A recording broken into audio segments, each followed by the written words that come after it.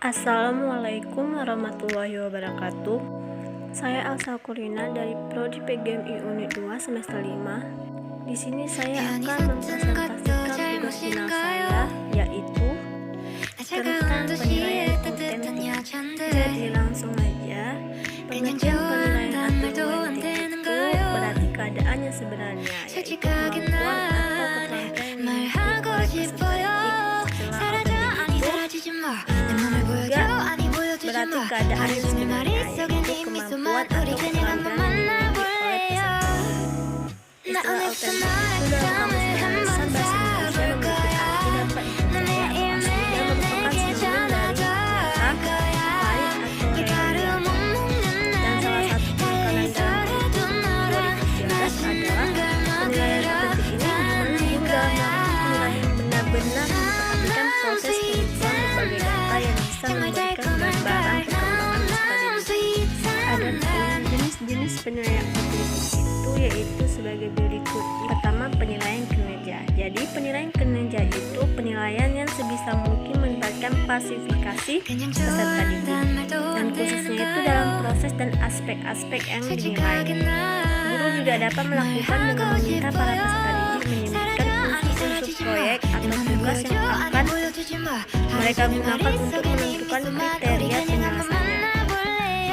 Contohnya dalam cara menentukan hasil penilaian berbasis penyelesaian itu ada daftar cek atau checklist, ada catatan anekdot, narasi, dan skala penilaian atau rating scale, dan memori atau ingatan atau memori awal.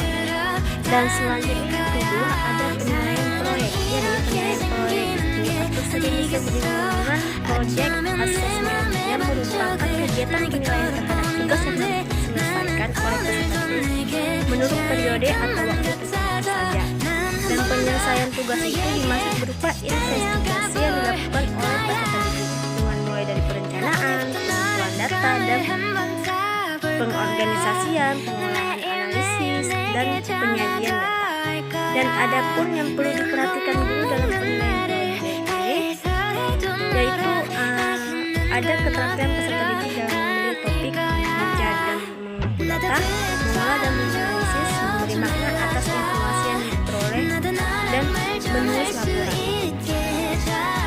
Dan ada pun keaslian sebuah proyek ini pembelajaran yang akan dikerjakan atau dihasilkan oleh peserta didik. Dan yang ketiga, penilaian portofolio. Jadi penilaian portofolio itu merupakan penilaian berkelanjutan yang didasarkan pada kumpulan informasi yang menunjukkan perkembangan kemampuan peserta didik dalam satu periode tertentu.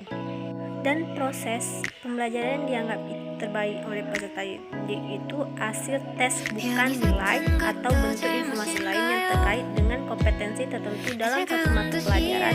Seperti contohnya mata pelajaran matematika itu harus matematika saja, tidak mata pelajaran lainnya. Dan pada dasarnya itu penilaian portofolio itu melihat karya-karya peserta didik dalam suatu periode seminggu, bulan, semester, dan sebagainya, dan itu kemudian dinilai oleh guru dan peserta didik. Dan kemudian hal tersebut akan dijadikan sebagai informasi yang menunjukkan kemajuan siswa telah mengikuti pembelajaran yang akan dijadikan sebagai salah satu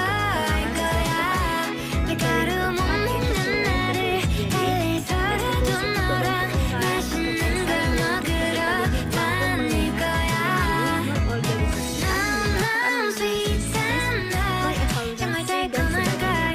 pengembangan siswa ke depan. Tulis ini berbentuk uraian sebisa mungkin bersifat kompresif sehingga mampu menggambarkan ranah sikap, pengetahuan, dan keterampilan peserta didik. Dan yang kelima, penilaian kompetensi sikap. Dalam pendidikan melakukan penilaian kompetensi sikap ini melalui observasi, penilaian diri, yang penilaian lewat oleh peserta didik dan juga instrumen digunakan untuk observasi diri dan nilai angka peserta didik dengan data set, usaha atau sering disebut sedangkan pada jurnal berupa catatan dan yang keenam, penilaian diri. Penilaian diri itu apa? Penilaian diri itu merupakan penilaian pembicaraan peserta didik untuk menemukan kelebihan dan kekurangan diri dalam konteks pencapaian kompetensi. Dan instrumen yang digunakan berupa lembar penilaian diri dan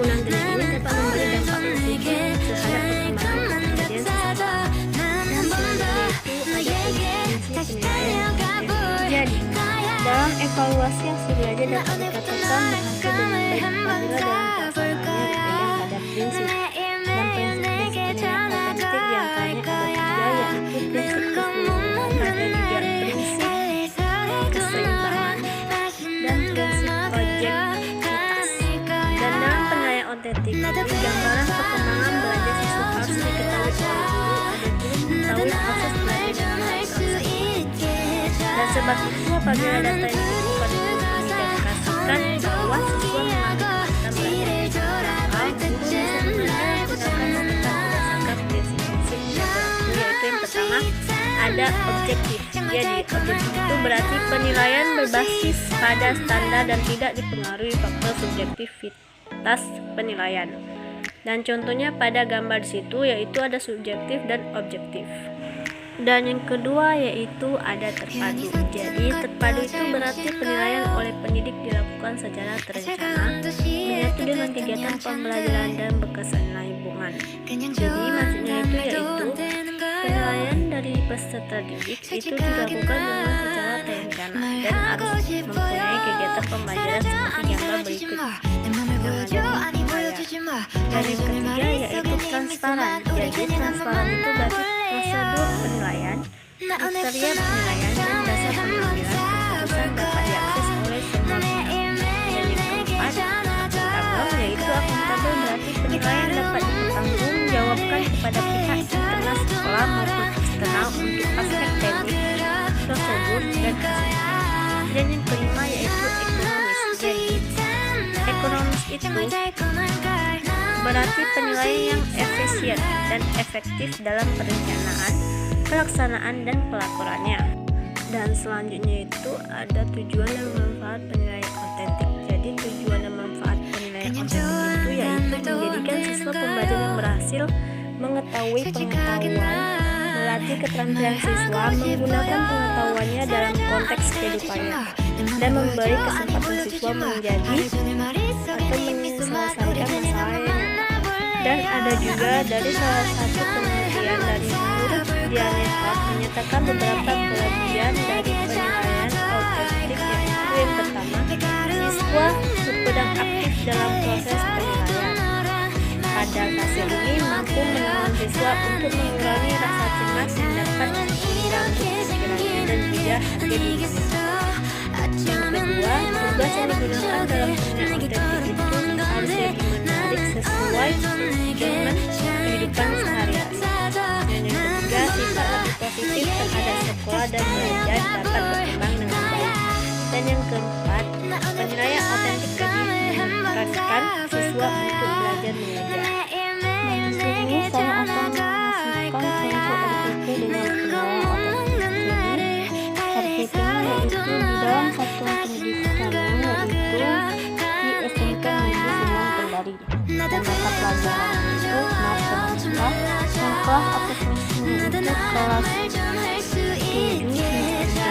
materi pokoknya itu bilangan dan alokasi waktunya 1 kali pertemuan 3 GB. Dan yang itu ada kompetensi inti. Jadi sebelumnya saya akan menjelaskan apa itu kompetensi inti. Jadi kompetensi inti itu yaitu gambaran mengenai kompetensi utama yang dikelompokkan ke dalam aspek sikap, pengetahuan, dan keterampilan atau afektif, kognitif, dan psikomotif yang harus dipelajari peserta didik untuk suatu jenjang sekolah, kelas, dan mata pembelajaran. Seperti ada di situ yaitu kompetensi intinya, contohnya yang pertama menghargai dan menghayati ajaran agama yang dianutnya. Yang kedua, menghargai dan menghayati perilaku jujur, disiplin, tanggung jawab, peduli, atau toleransi, gotong royong, santun, percaya diri, dan lain-lainnya. Yang ketiga, memahami pengetahuan atau faktual, konseptual, dan prosedural yang berdasarkan rasa ingin tahunya tentang bilangan bulat terkait fenomena dan kejadian dalam kehidupan sehari-hari. Dan yang keempat, mencoba, mengolah, dan menyanyi dalam ranah konsep atau menggunakan mengurai, merangkai, memodifikasi, dan membuat. Dan ranah abstraknya menulis, membaca, menghitung, menggambar, dan mengarang sesuai dengan yang dipelajari di sekolah dan sumber lain yang sama dalam sudut pandang. Dan ada juga di situ yang kedua yaitu kompetensi dasar dan indikator pencapaian kompetensi. Jadi kompetensi dasar itu yaitu pengetahuan, keterampilan dan sikap minimal yang harus dicapai oleh siswa untuk menunjukkan bahwa siswa telah menguasai standar kompetensi yang telah ditetapkan. Dan oleh karena itulah maka kompetensi dasar ini merupakan penggambaran dari standar kompetensi. Dan indikator itu apa? Jadi indikator itu nilai dari variabel yang kita ingin coba teliti. Hal ini juga dapat diartikan sebagai sebuah ciri, karakteristik, atau ukuran yang menunjukkan perubahan pada fenomena tersebut. Seperti pada gambar tersebut, yang pertama itu kompetensi dasar itu dibuat dari 1.1, yaitu menghargai dan menghayati ajaran agama yang dipandunya. Dan indikatornya itu yaitu yang 1.11 menunjukkan rasa bersyukur terhadap karunia Tuhan pada kegiatan berdoa pada awal pembelajaran yang adil, pembelajaran sesuai agama yang dianutnya. Dan yang ke-112 itu memberi salam pada saat awal dan akhir presentasi sesuai agama yang dianutnya. Jadi ada pun contoh kedua yaitu kompetensi dasarnya yaitu jadi buatnya ke 2.1 berurutan. Dan kompetensi dasarnya yaitu menunjukkan sikap logis, kritik, analitik, konsisten dan teliti dan bertanggung jawab, responsif dan tidak mudah menyerah dalam pemecahan masalah. Dan indikatornya itu 2.11 menunjukkan sikap teliti dalam proses pembelajaran diamat. Dan ada pun ketiga, keempat, kelima, keenam dan sebagainya di dalam kompetensi dasar dan indikator pencapaian kompetensi tersebut. Dan ada juga di sini yaitu contoh penerapan dan instrumen penilaian dalam proses dan hasil belajar mata pelajaran IPKN kelas 7. Dan temanya itu yaitu norma-norma dalam kehidupan masyarakat dan bernegara. Dan lembar pengamatan proses ini atau lembaran kegiatan diskusi ini saya akan beritahu contoh satu. Yang pertama nomor. Jadi nomor itu nomor 1. Dan nama siswanya yaitu misalkan nama siswanya yaitu Muhammad Rizky. Dan aspek pengamatannya itu yaitu pertama kerja bersama. Dan ada juga mengkomunikasikan pendapat dan toleransi, keaktifan, menghargai pendapat teman. Maka aspek pengamatan dari kerjasama yaitu mendapatkan nilai 76 yaitu baik. Dan yang mengkomunikasikan pendapat itu mendapatkan nilai 85. Dan toleransi Muhammad Rizky mendapatkan nilai 78.